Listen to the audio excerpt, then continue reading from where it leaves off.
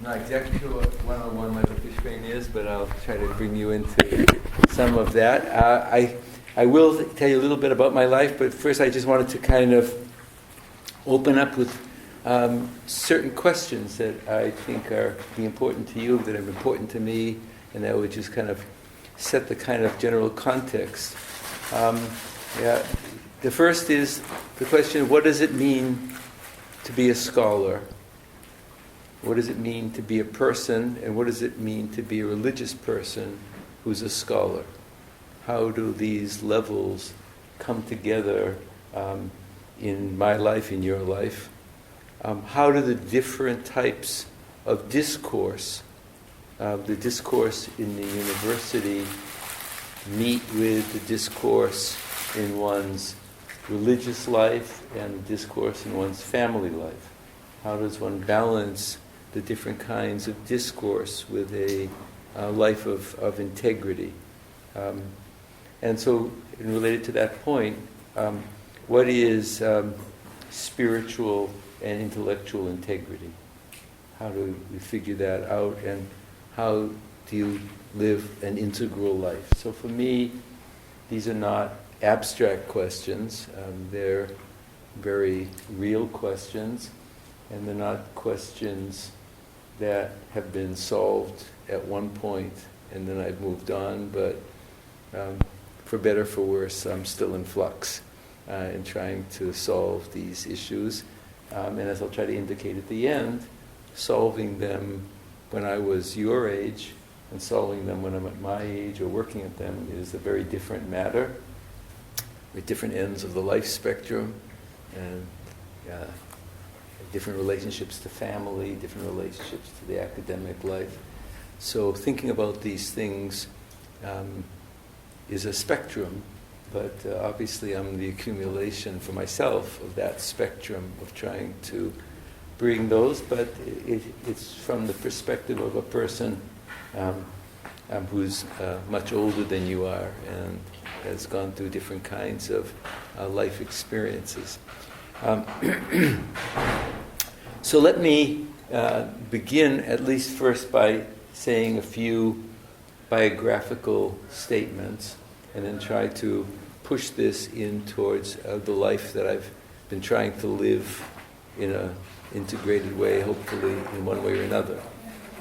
So I was born in Boston, Massachusetts, and I've lived most of my early life in Boston, particularly through my studies at Brandeis and then teaching at Brandeis for a long period of time until I came to the University of Chicago.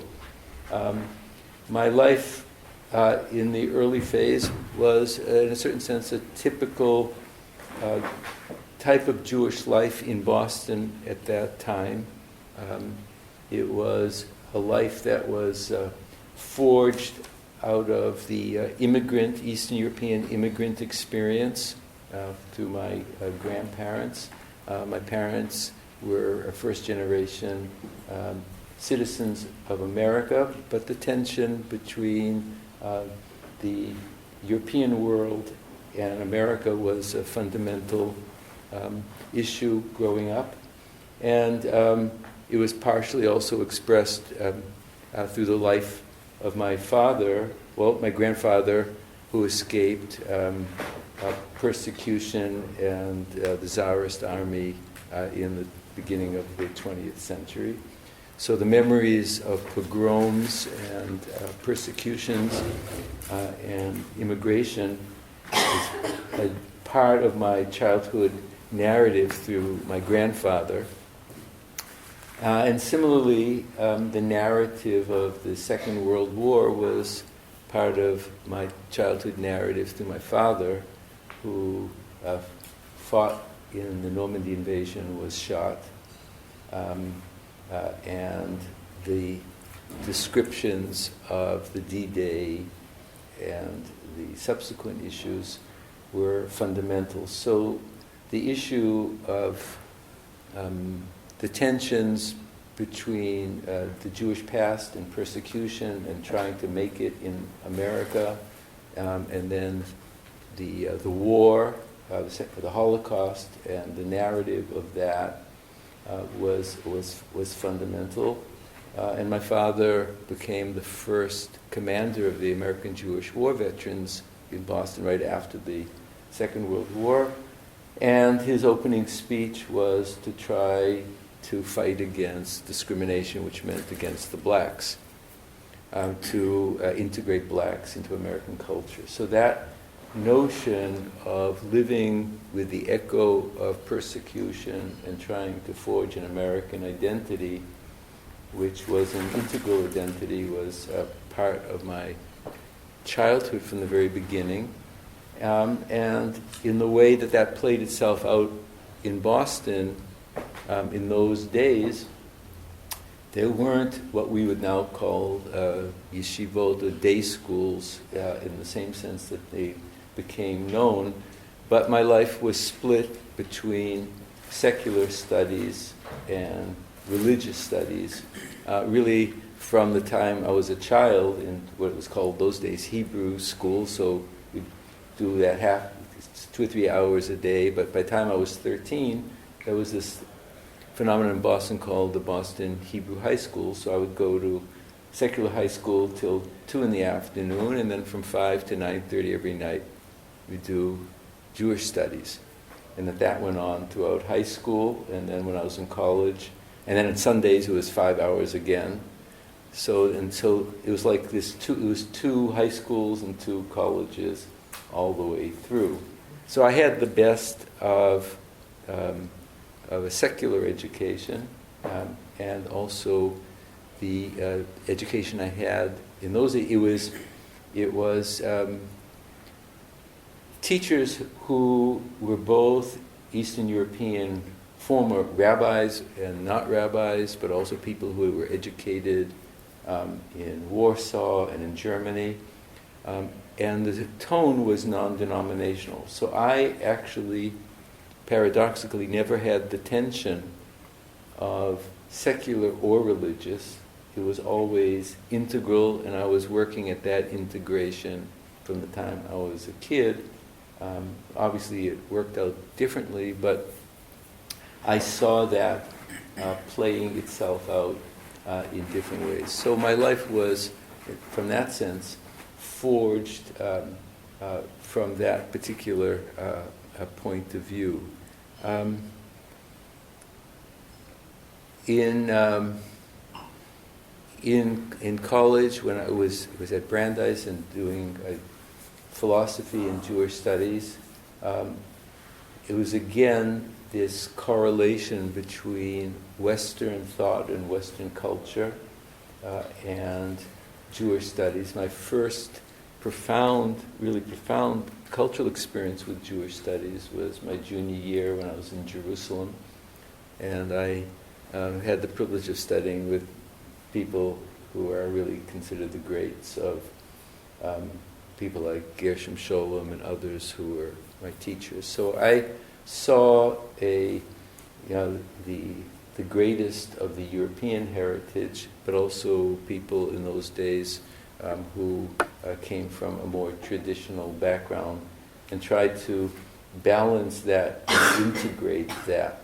And my teachers reflected different forms of that integration, that is to say, between pure intellectual integrity and trying to live a Jewish life. Among the powerful teachers of my early years, and there were various other reflexes, were teachers who were the direct students of Buber and Rosenzweig. And so I already had the narrative of that integration between renewing Jewish studies and Jewish life as a kind of ideal, particularly through the ways that narrative was expressed through one of my teachers, Glatzer, about the narratives about Buber and Rosenzweig, and this was before Buber and Rosenzweig became translated in household names, but this notion of this living integration. And when I was in Jerusalem, contact with people like Ernst Simon, who was very close to Buber, one of his, and Rosenzweig. So I saw this pattern of integration, and that has marked a fundamental issue, both the integrity of the two poles, but how to live one's secular intellectual life from a Jewish point of view with Jewish integrity, but also to live one's Jewish life without blinders to the honesty of the academic world. And we can talk more about that. Can I just ask, how old were you around that time? I was still 19, 20, 21. So coming in contact with these teachers was extraordinary, because it was a different type of discourse. American Judaism was very cheap. It was people at least in the circles that I grew up, this kind of immigrant, wasn't all that educated. People were trying to make it in America. And my first encounter with that form of intellectual Jewish life was when I went to Jerusalem, and I saw that. I had it at Brandeis as well through some of my teachers, but the first profound contact with both the German Jewish elite and Eastern European was at that time. And finding a language between the two then is a defining feature right up to the present time, because the issue was from the beginning trying to find a path of integrity without distorting either the Western tradition or the Jewish tradition. A particularly profound shock in that direction happened quite early. When I was already a student, one of the features that was most exciting to me was the issues of the religious imagination, the philosophical imagination, issues of myth and culture. People like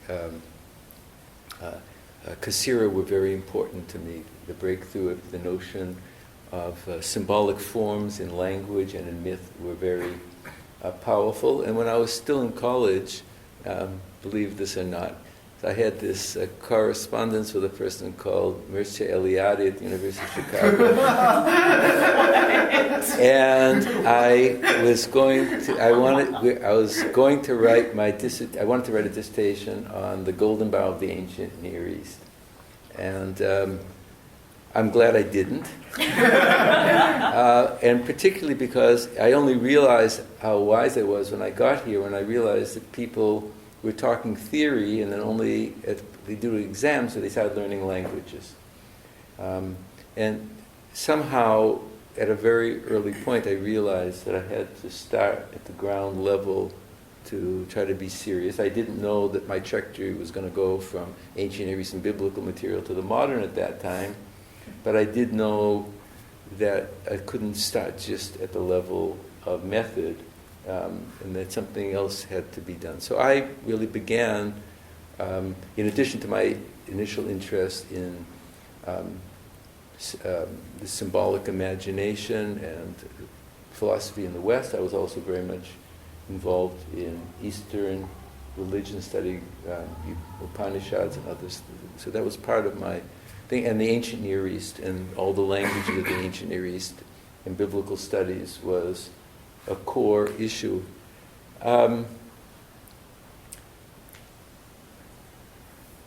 A particular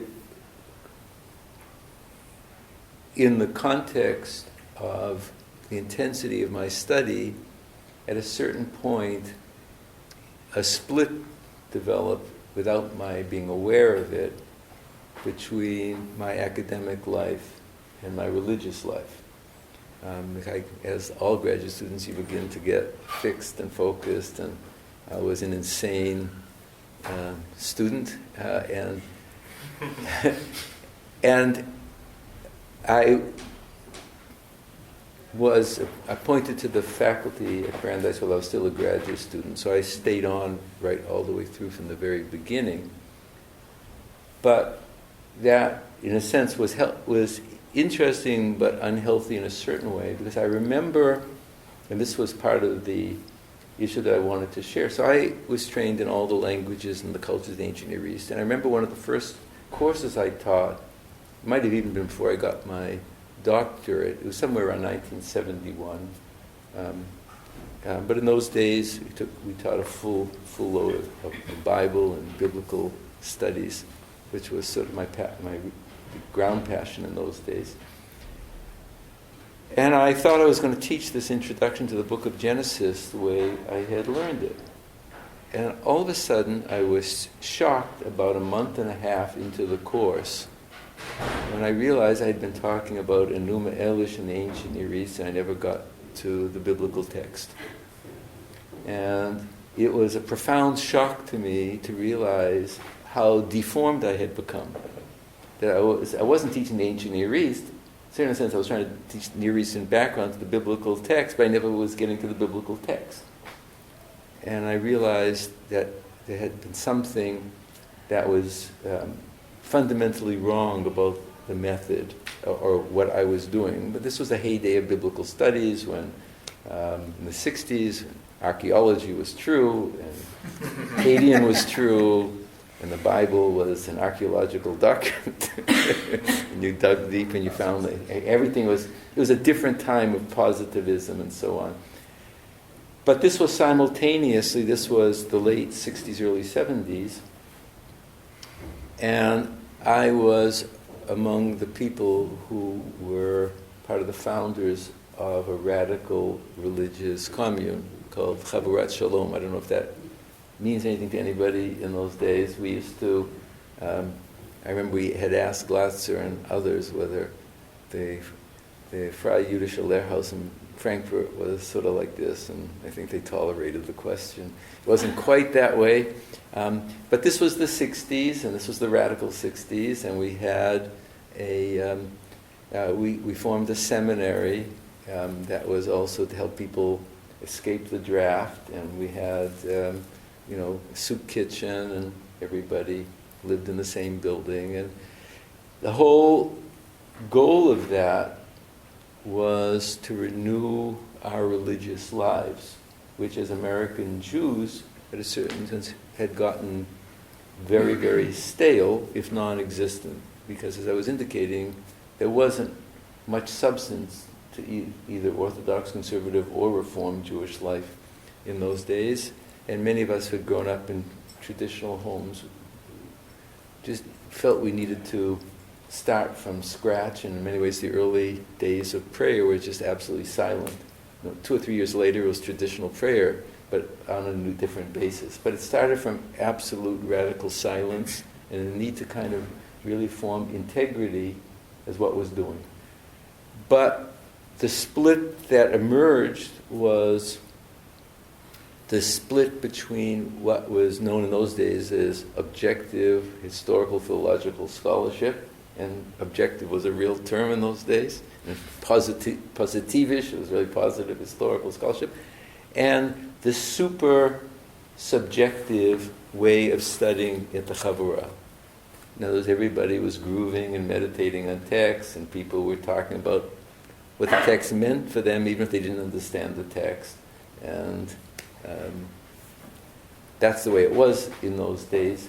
But it became very important for me to overcome that split between the so-called academic and its form of integrity and the subjective, which raced to personal meaning before there was real understanding of the sources.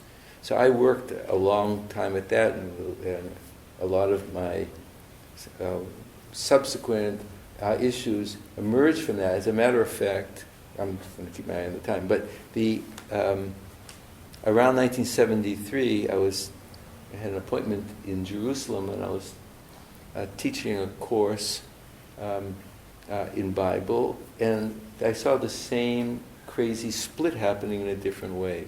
So I was doing Bible, and it was this totally objective text, and the text didn't mean anything to people who were studying it.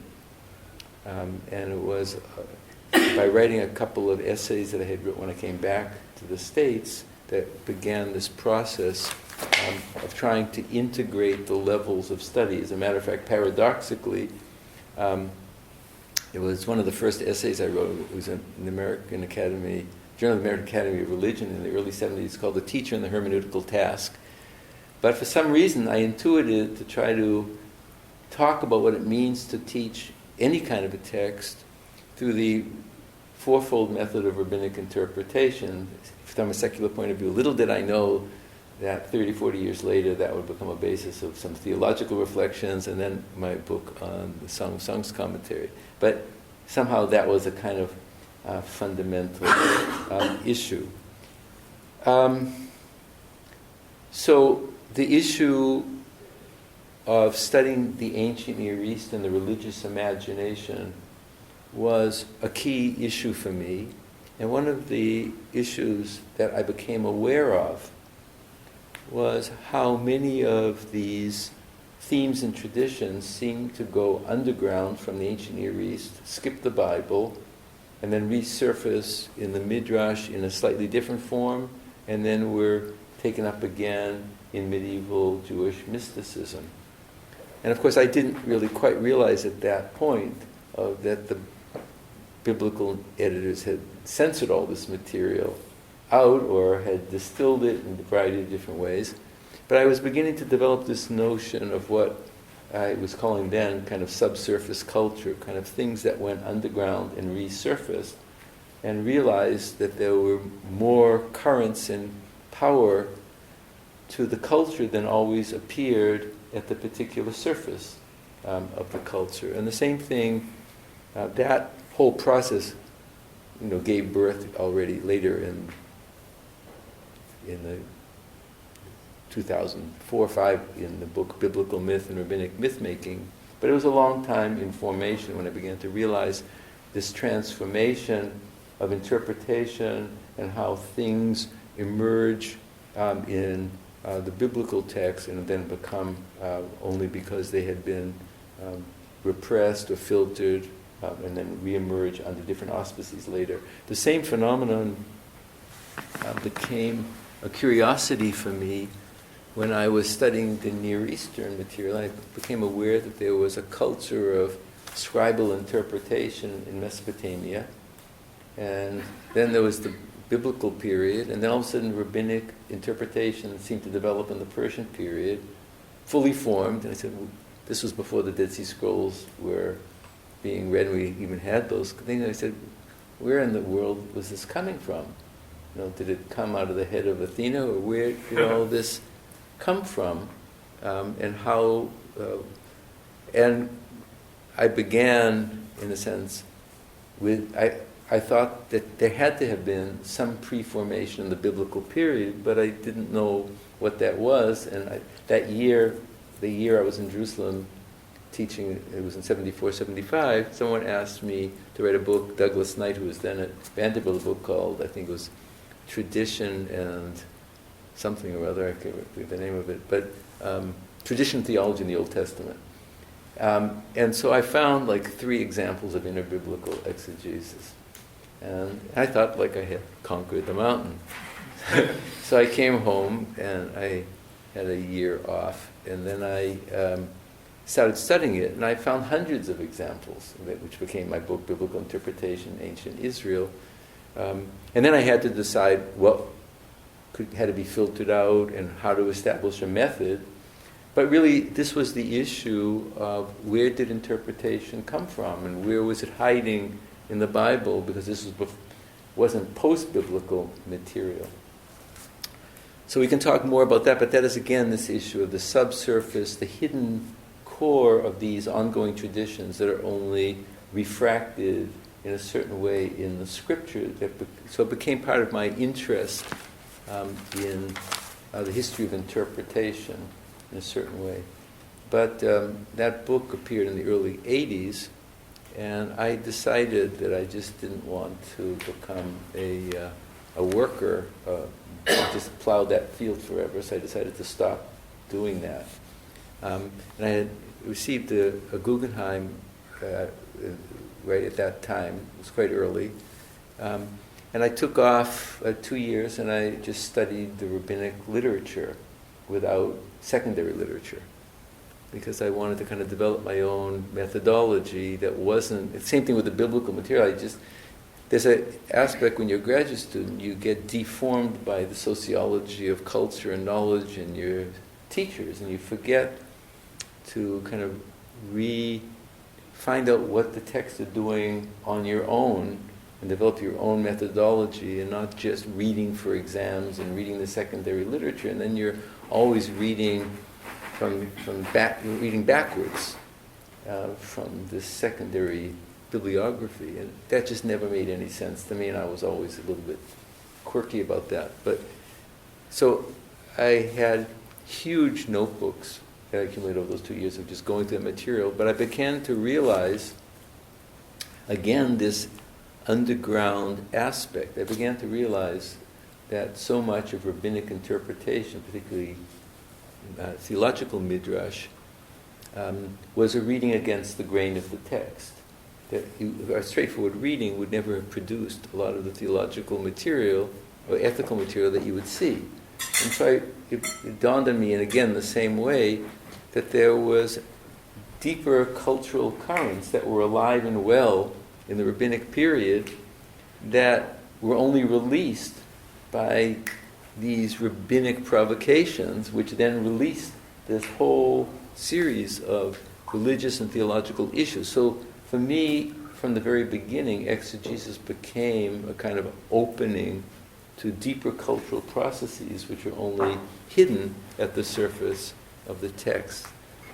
That larger issue continued, obviously, to my whole interest in the history of interpretation. But this issue of the biblical interpretation in ancient Israel is that notion of Bible in the ancient Near East, the whole continuity of this through symbols and images was this biblical myth and rabbinic myth-making.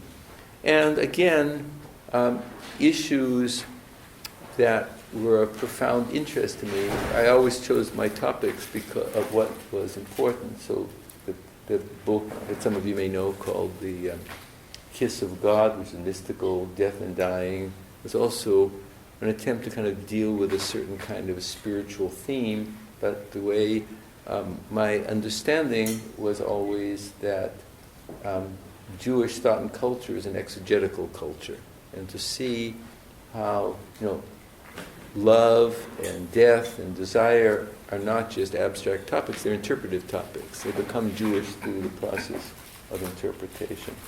And so that became part of this larger trajectory of concern.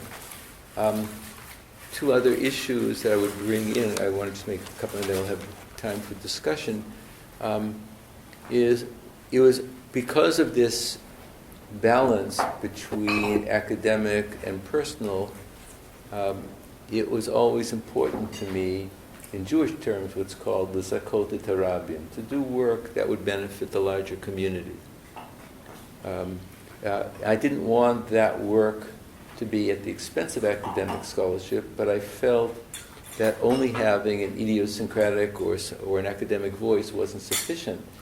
But I wanted to serve the culture as well, which meant myself. So my book on the prophetic liturgy, what are called the Haftarot, is a product of that, and I developed kind of a way of the intertextuality between the rabbinic, the Torah text and the prophetic liturgy, and then how that was integrated by rabbinic interpretation.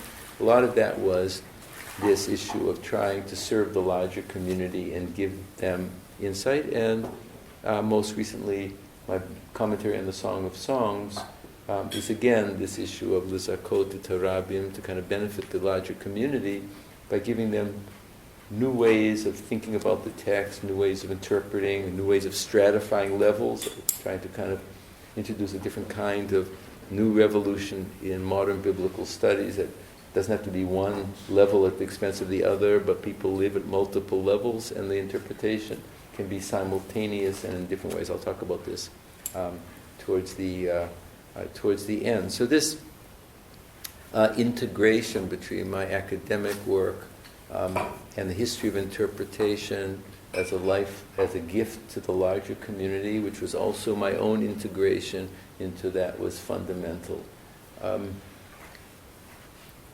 All of this larger framework, however, is really the history of not just interpretation, but historical theology, which is quite different from personal theology. When one writes as a scholar and historical theology, one to some degree is a ventriloquist, right? You're speaking other people's language as your own, and you're trying to modify your own voice. It's obviously always a contemporary personal voice, but the personal issue becomes the personal choice, the selection, the way it's formulated, but you have to do integrity to what you're dealing with, so you're essentially a ventriloquist of the past. You try to be a ventriloquist so that you can't be seen and the voice somehow emerges. But I've had a personal theological interest all the way through from the very beginning. And the question for me was, can I, should I, am I, do I have the right to do personal theology or just historical theology? So the question is, so I was always saying, am I, do I know enough? Am I pure enough? Am I clean enough? Theology is a very, I regard it as a sacred task. So when are you morally, intellectually, spiritually ready to write theology? And then I realized I would never do it because you're never ready. That it would have to be in the process of doing it. Yeah. And part of the motivation for doing that was another issue that is this transition point between academic scholarship and contribution to the larger community, which is not something that everybody in the room will immediately understand except by indirection, and that is being a parent. So the issue is, as a parent, the issue is, what do you transmit? What do you transmit of the tradition? How do you live the tradition? How do you want your kids to see that? How have you made a personally honest selection from the tradition? What is worth passing on and how? And it was very important for me that I write a test. Originally, Sacred Atonement was written as a personal letter or testimony to my sons, because I wanted them to see that they didn't have to sacrifice the integrity of their own openness to all kinds of diversity, contradiction, non-traditional forms of thought and content, for the sake of living an integrated Jewish life or an academic life.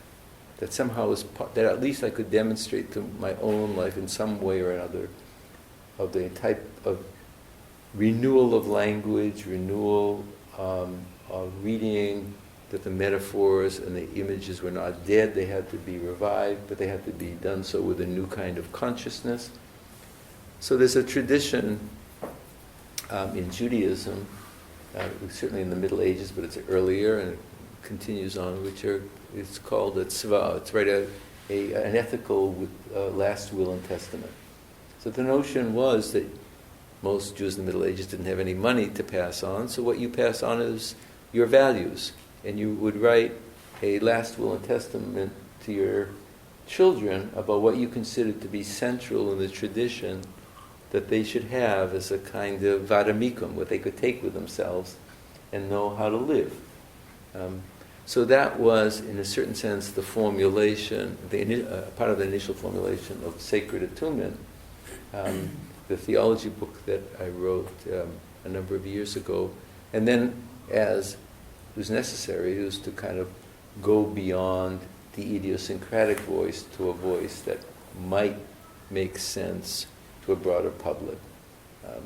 But of course, it's always a selective thing, and that voice was much more of a prayerful voice. I am working on a new version and expansion of this, but I could only do it in more philosophical terms now that I had written it in more confessional, prayer-like form, because the task of writing sacred attunement was not to be a ventriloquist for other theology, but to stand with absolute honesty for every single word that one utters. So that was part of what goes back to those early days of Chavrat Shalom, of not being able to pray unless you could actually say it with honesty. But the issue would be to kind of reground one's epistemological perspective. Part of the issue of sacred attunement is on the way to theology. How do you kind of begin to revise your own ontological and epistemological perspective so that you're not just mouthing the language of the past, but that every word has honest integrity, and you try to build a theological language from the ground up using the traditional sources, but that it has that quality. So three aspects come together there. It's both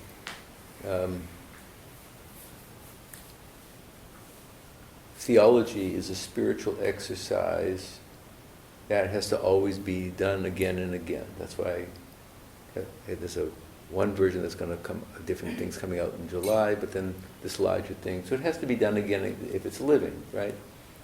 The aspect of the spiritual exercise is also that the reinterpretation of the language of tradition has to constantly be done for the sake of integrity, and there's a massive hermeneutical reinterpretation that lies at the base of sacred attunement. It's maybe not be for everybody, but it was at least right for me, and in my life going forward with some kind of integrity. And all of the implication of that is to live one's life as a spiritual exercise with honesty.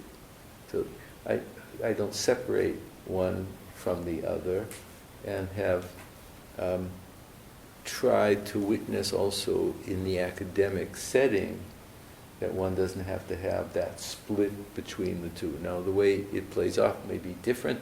In a class, it may be expressed through the way you explain a text through analogy, but at the same time, that those aspects don't have to be, you don't have to live with a bicameral brain and a bicameral spirit. There's a kind of way of bringing these two things together in a certain kind of way. So let me just conclude with I think that the most recent work that I've done possibly brings together these various dimensions of my life. The commentary on the Song of Songs. The center piece of it is fourfold interpretation of every single verse through a total reading of all the literature, from ancient Near Eastern love poetry to modern material, but then reformulating that in a personal voice. So it's grounded in all the literature of tradition, but people don't speak the language of rabbinic interpretation, or they don't speak. No one. I'm not going to write a text that talks about the active intellect for the allegorical level, or the relationship between one divine dimension and another for the mystical. You have to find a language that makes that real. One of the things that I realized in studying the history of interpretation is that the commentaries on the Song of Songs, which were real and truthful, were done by people who spoke in their own voice. They made clear that they were making selections. You can't say everything. And they were speaking from a particular angle of religious or intellectual truth and honesty. And that became the watchword for myself, both in what's called the pshat, or the plain sense, and the midrashic interpretation, the philosophical, allegorical, and the mystical. But in integrating these full, my belief and what I wanted to kind of demonstrate is that I don't think that the modern person or the modern scholar, who's also the modern religious person, lives at one flat plane. To say that you're only living at the plain sense of the text turns that into a fundamentalist issue. And if you say you're just living, you can only read it through tradition, then you've lost an enormous amount. And the question is, what does the philosophical allegory or the mystical add? So since we live at multiple levels, I wanted the commentary to work at multiple levels in a synergistic way, that people would play off one to the other so that they would have to create their own combination of meaning and reading. I was trying to create this new hermeneutic of kind of a hermeneutical freedom that's actually grounded in the tradition. And part of the realization in writing that, which I think will find its way in a different way into the theology that I'll be doing, is to realize that the fourfold levels really tap into four fundamental and ineradicable levels of what it means to be a person, and that the interpretive levels are expressive of that. So let us say, in terms of the Song of Songs, the pshat, or the plain sense, is one's natural life as a life of desire and urges and physicality and meaning and loss and abandonment, at the very concrete level of ourselves as natural beings, not as Jews or as Christians or as anything, but just as persons. It's simply ourselves as natural creatures.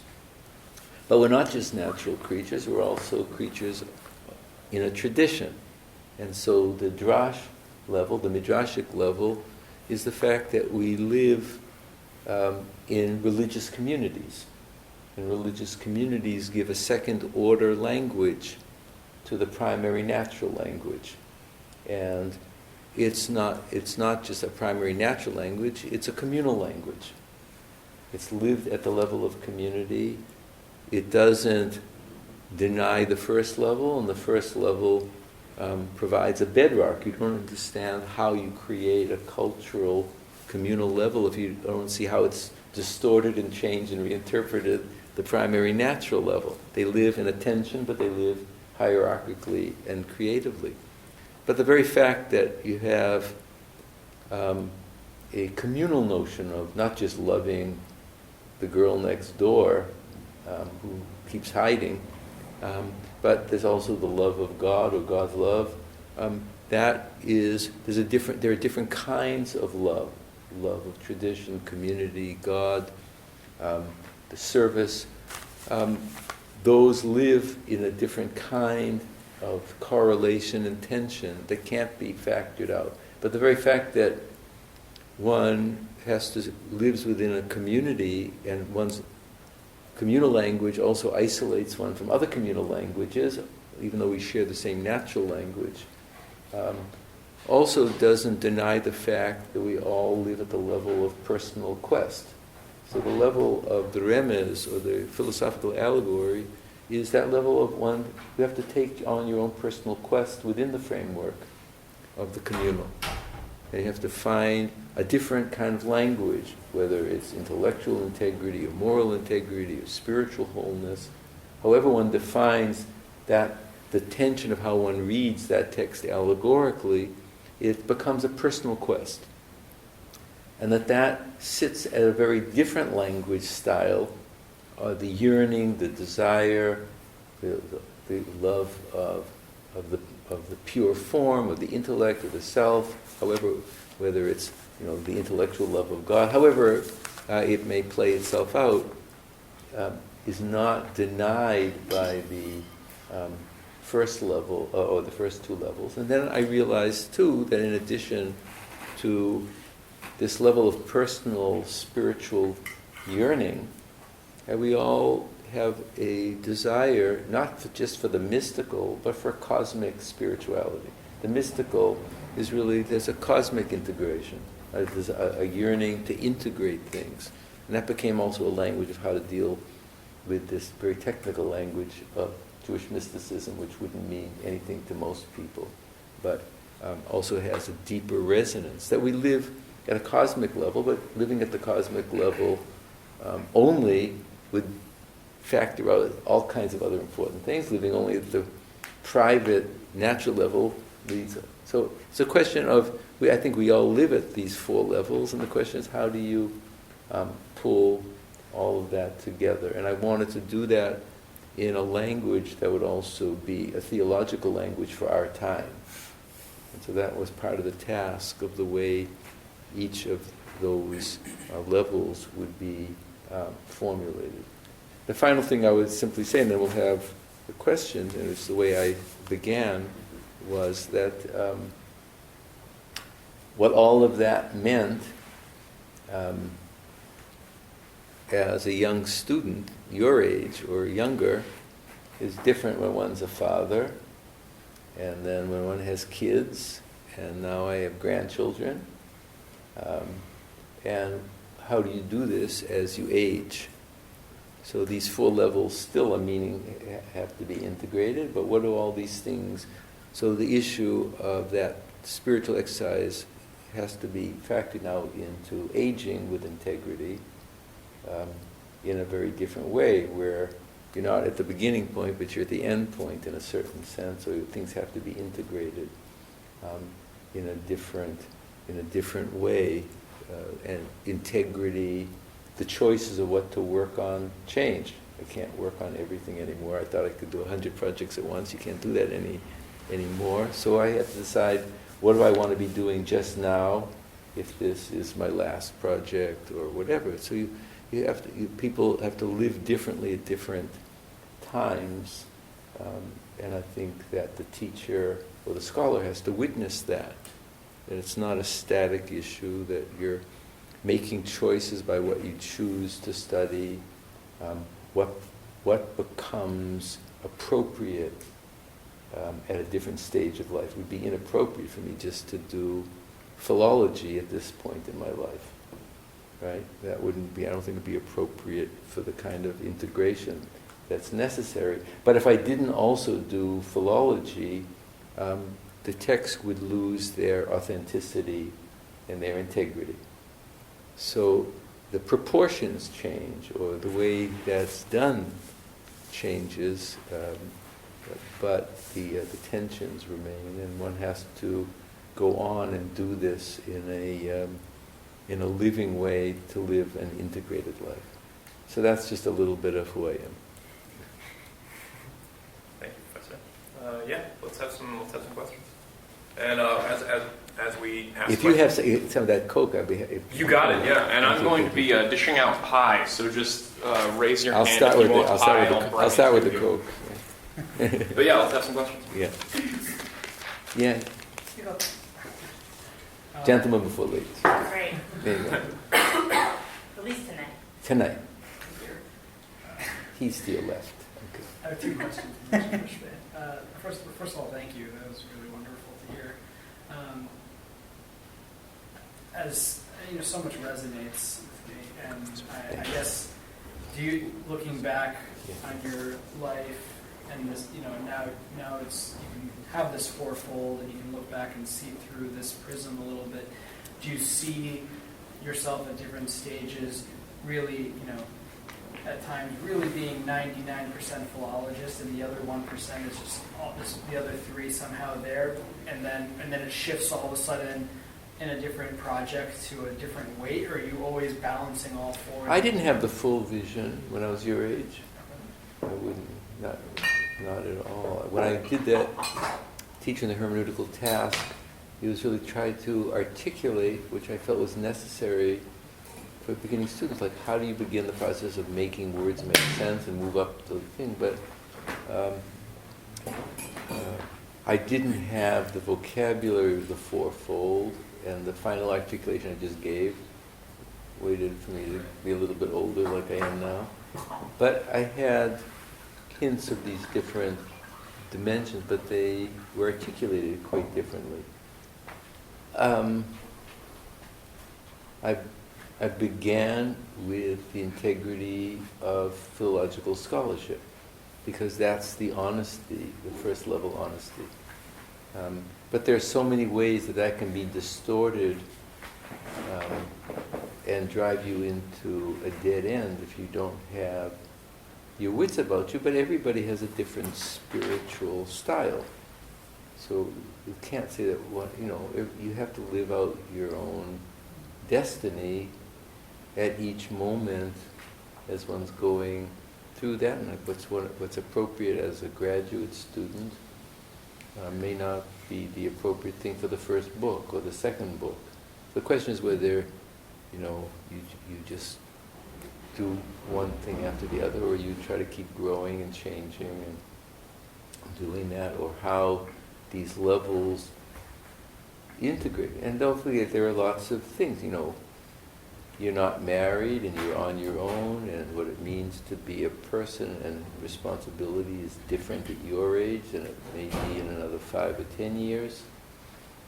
And responsibility for life and family. There are all these choices of how you balance things, even in terms of making the choices of how my wife and I would divide up time with our kids so that we both try to have an egalitarian marriage of work and bringing up the kids. And so you're also making choices about what's worth teaching and studying, and what's the relationship between what you're teaching and what you're working on, and how do you present yourself. I think I was certainly a different teacher at different times when I was younger, and so on and so forth. But I don't think you can expect to see things from the end at the beginning. The only thing I would really say, everybody is constituted differently, so I'm not giving advice. I'm just saying, I don't know when I started, but I always, as part of every new year, not just as part of a kind of a spiritual retreat, but a kind of mental retreat, you try to say, what do you want to do with your life? What do you really want to do with your life? And what's worth doing? What is the project of doing, and how is that going to shape you? So you'd have to kind of ask that, or if I have 2 or 3 things what do I want to be working on that would exclude other things, or and how can you do your academic work and then read lots of stuff that has nothing to do with your academic work. I mean, one thing that I learned, and maybe it's just the way I'm constituted, is you're only as good an interpreter of what you're really specializing in to the degree that you have interests that far exceed all of that. And that you've cultivated your intellectual and spiritual life in a much broader sense. Otherwise, it's just thin, stupid stuff. Then it's just the cheapest form of the academic game. But if you really want to transmit culture, and you've decided what is worth transmitting and what you want to live inside, sort of my personal goal. I don't know when I first came upon it, but I sort of, I remember, I think the first, I was probably in the 5th or 6th grade, but no, it was in the 4th grade. I had a math teacher who something said, everybody was writing notes in those days, fast and furious, and I remember her saying, what happens as a little kid, so if your notebook crossing a bridge and your notebook fell in the water, what would you have in your head? And so it became a task for me that the real information is what you can bring forth. And so the issue of being a kind of palimpsest of the tradition is, for me, has always been very real. But it's not just real in the abstract sense. It's like, can you call upon it in crisis or in real life decisions, right? Can you have is there something that you can have access to when it really requires integrity? So it's not an easy issue, but for me, the notion that Rosenzweig and Buber also used, the kind of readiness, education for readiness, is sort of the key. You don't know what you're getting ready for, more or less, but readiness. This, in Hebrew, it's hachana. It's a core religious issue. Training oneself, preparation, so that when you hit a situation, you can do it with some integrity. When you fall into a rut, you can retrieve something. That's all. But you've got a whole life ahead of you. It'll be good. It'll be good. Huh? The other thing I was going to ask that I can't resist asking, sorry, it goes in a different direction, but you mentioned studying with Gershom Shalom, and I guess it was early 70s, and one thing that was in so many of their biographies, that generation, was Israel. I was wondering how your Jewish biography, your Jewish biography, how it's shaped or affected your relationship with Israel and the Jewish state. At least I think of it especially for us today, because it's extremely difficult to think about these days. It's a challenge. Well, it's a separate topic in a sense, but my first encounter with Israel when I was a young student, this was 1962, so the roads weren't paved, and it was a country of Holocaust survivors. It was right after the Eichmann trial. People were announcing survivors on the radio every morning. It was a very different country. The kibbutz was a different kind of a climate, but it meant to build the state. And everybody would always say, you have to stay here and join us. It was a totally different mentality. The integrity of that changes, and my relationship to it changes, and its centricity in my life has gone to a whole variety of issues. It's a much fuller discussion, but I would only just say at this point, I just came back from teaching a month in Israel with undergraduates, students, and I had a lot of very powerful experiences, but related to this is I was in Israel for Yom HaAtzmaut, Independence Day. And there is an area that everybody was out dancing. And I mean like from 3-year-olds to people close to 90. And there were people who were absolutely secular, and women who had their heads covered and were also shimmying around with their husbands. It was all like out in the public area. And I realized, which I had forgotten, that Israel is not just the politics you read on A6 of the New York Times, but it's people trying to live a life. and and live with their families in peace and enjoy being able to dance. It doesn't mean that the government doesn't do all kinds of things that make things complicated and all of that, but I had forgotten that. I needed to experience it this last time very powerfully. That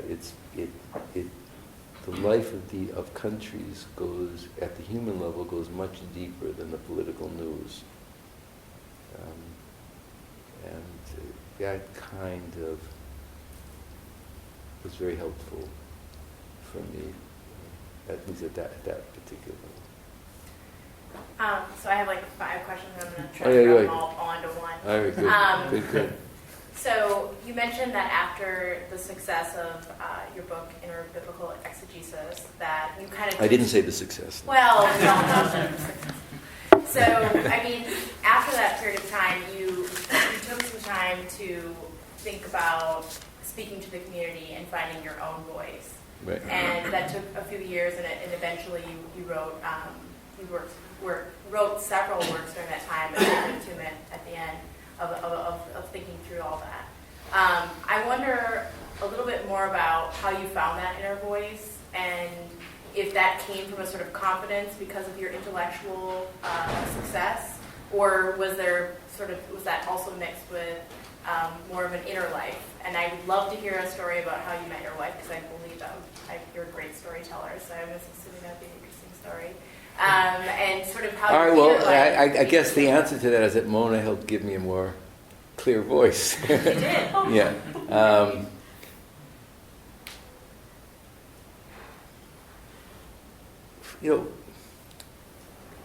This issue of being a ventriloquist, it was harder to find the voice, because in those days, speaking personally meant you were distorting the integrity of the text. The Gadamer and having kind of a contemporary horizon just wasn't cutting it in the 60s and 70s in academic biblical and Jewish studies scholarship. It still doesn't cut it, but that's just because people have a failure of nerve of what's necessary. But the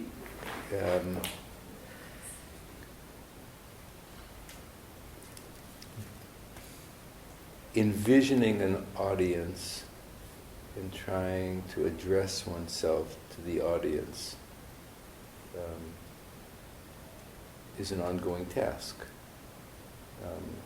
And that becomes a question also of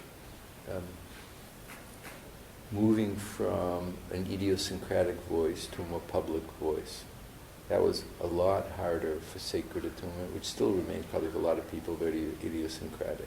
That was the other part of my question was going to be is how do your colleagues receive that text? So yeah, well, that's you have to ask them. But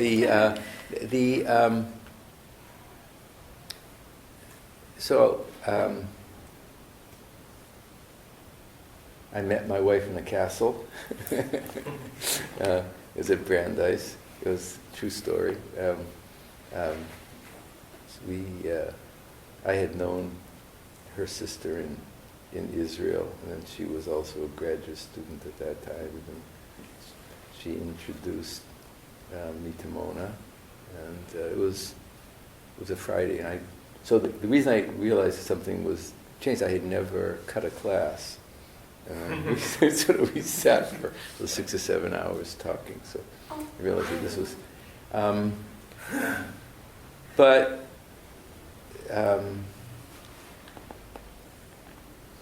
intimate friendship and relationship helps one's voice, particularly when you can risk being misunderstood or taken seriously, when you have to kind of retranslate yourself. Being in the Chavarat Shalom, which is that spiritual community, there's a lot of emoting, but there's a lot of personal talking at the same time. It was mostly emoting, but when you have to be a teacher. You have to try to be clear, and you have to decide how much of the personal gets involved. But for me, fundamentally, it was my marriage, and having a partner to talk to or share the writings or clarify, or just walking and talking about these kinds of things. At a different level, teaching my sons. We had an ongoing study of sources for both of them. And when my younger son was in day school in Chicago, he was excused from all of his morning classes, so I spent all morning studying with him for several years, Jewish sources. So I put a lot of time into that. It wasn't at the expense of anything, that was just what it meant to be a father. But it was a choice over against academic. That was never more important than and studying at that level. So that articulation, those kinds of issues of honesty affect one's voice. I don't know I didn't know that I was ready to write Sacred Atonement. I think my voice has become clearer.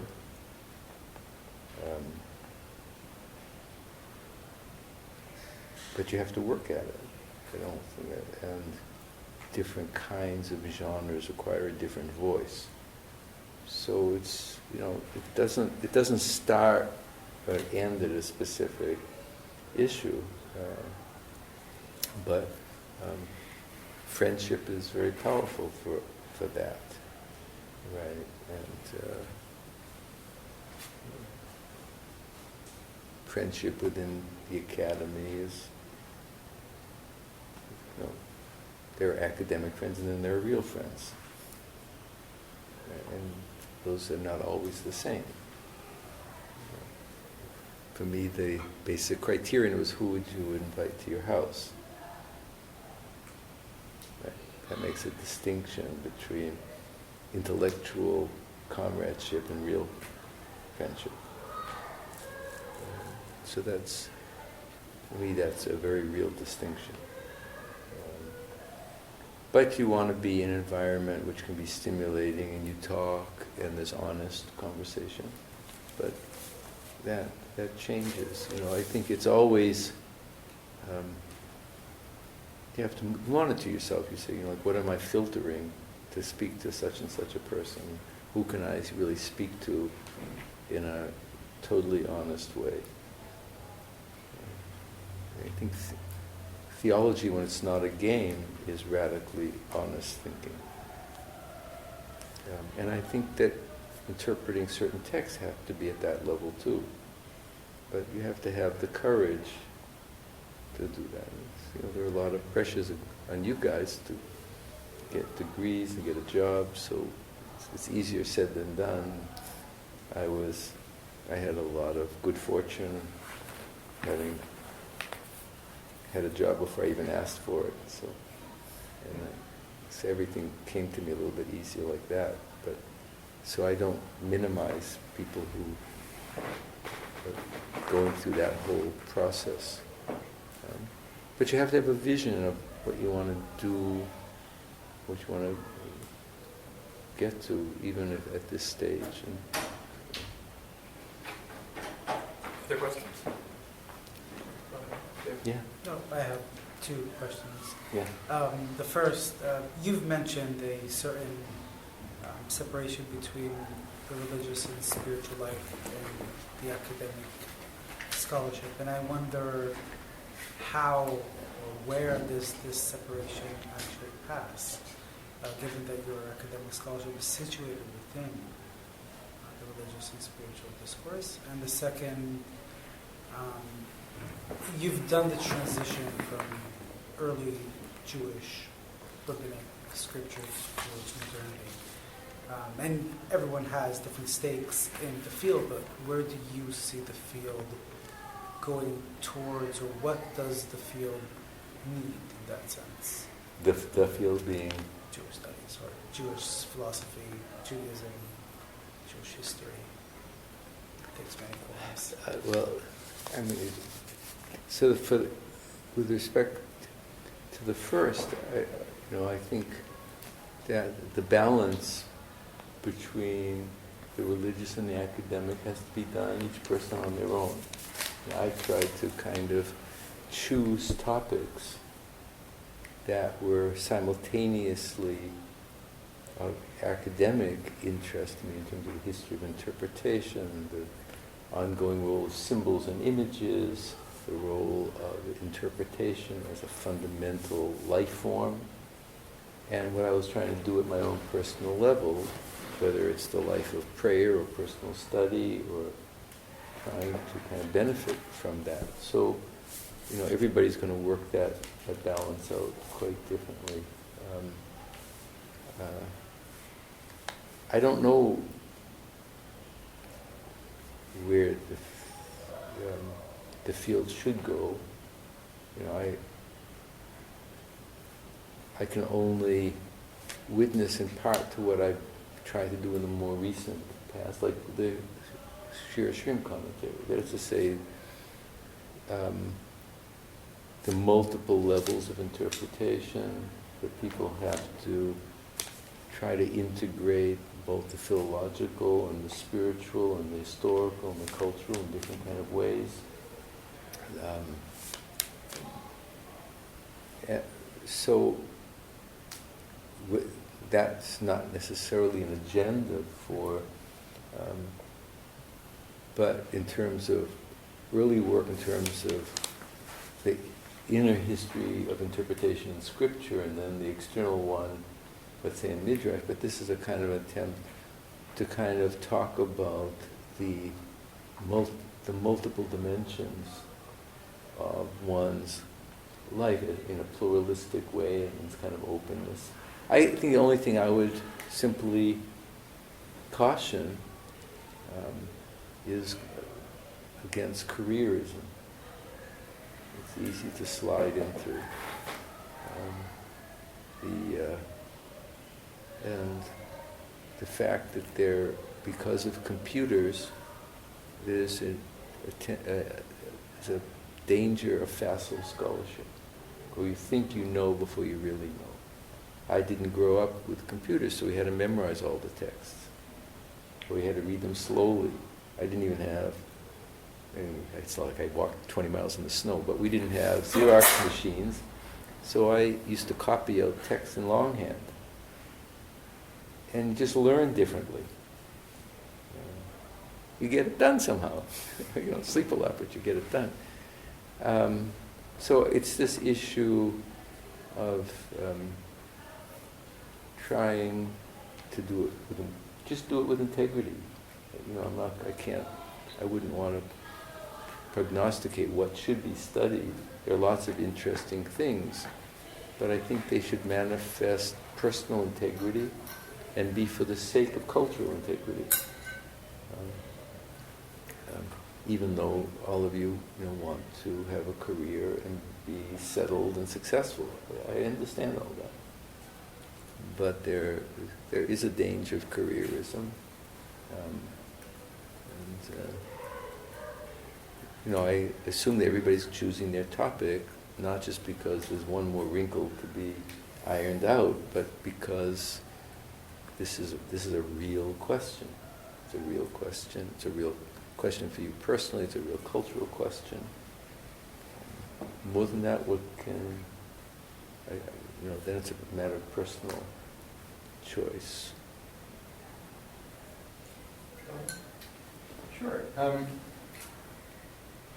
My question is similar to your first question, which is that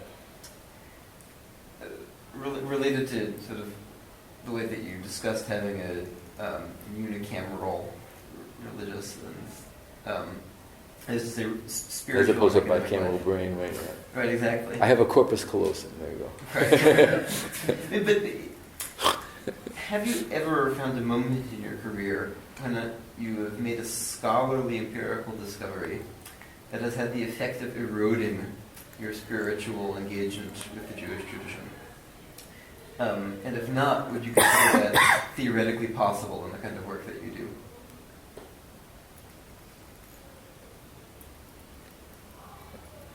Yeah, of course.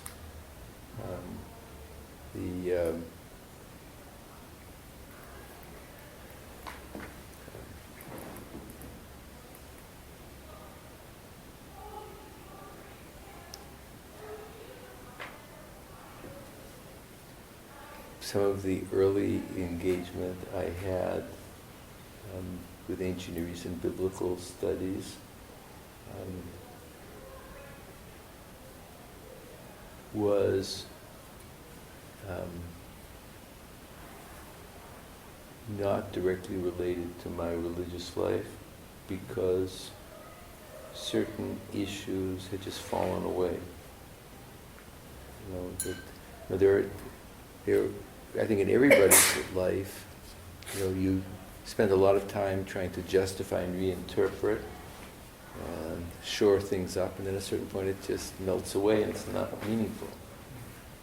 So there were several cycles where you have to kind of rebuild from the ground up.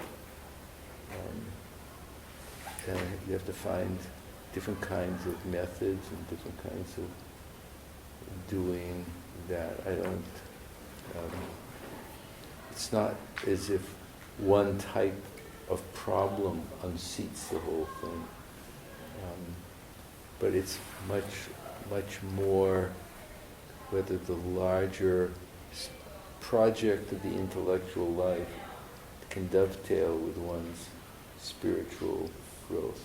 But until I found a way to revive religious language, a lot of the language I had inherited had become meaningless for a period of time. It wasn't mine, it was they were dead metaphors, the cognitive structures were not alive. And there become different motivations of how to kind of revive that, not live a life of rote issues. And to have the courage that you have, the questions they have to be answered in your own personal terms, right? There's not some kind of a hidden body in the sky that's rubber stamping what you're doing. So I just we all go through these cycles. I'm sure you've all gone. Your question means you've already had that. You're in that, or you stay in that. And so I think people stay or don't stay in that depends on their own constitution. So that will finally work, or is that a flat line that gets you nowhere? You have to decide that on your own. You mentioned courage, which got me thinking. Here at the University of Chicago, we emphasize rigor and hard work and cleverness and scholarly acumen, etc. Is there a particular virtue that you think it's underrepresented, but that you think scholars should seek to cultivate? And related question: is there a spiritual exercise that you think? I think the theme word tonight is integrity. Integrity, yeah. It's integrity. That affects intellectual decisions, the honesty of hard work, not going for cheap victories. And it means that what you're doing it, so it's putting you morally and spiritually on the line. You are becoming what you're studying. Do you like that? You like what you're becoming? So, for me, integrity or the integrality has been an issue in different forms from the beginning to now. But I think that just means it's not just hard work, but trying to see the answers with honesty and trying to integrate them in your life with honesty. I'm not big on cleverness, unless one means by clever what the English mean by clever means, like sort of intelligent. But,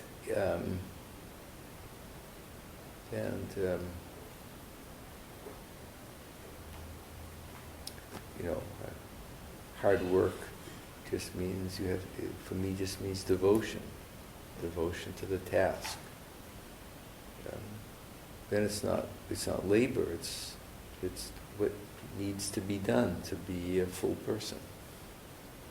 So devotion is a more religious virtue than a hard work as a Puritan ethic, anything like that. The clever insight, for me is less important than the meaningful intuition.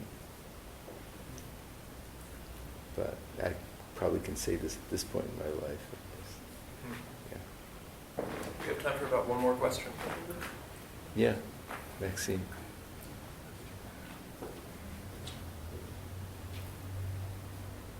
I saw a lot of cynicism and biblical criticism in the books on biblical criticism. How did you live with so much cynicism in books and maybe also how did you survive? How did I leave it? How did I leave it and move on? How did I just leave it? How did you live? How did you live with it? How did I live with it? Yeah. With the biblical interpretation? I'm not sure I understand.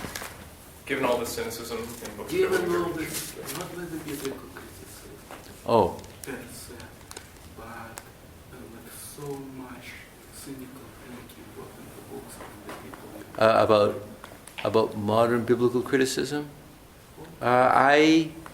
The bottom line, look, I studied with very great teachers who were not afraid of biblical criticism, but who were concerned, who never lost sight of the larger goal of interpretation.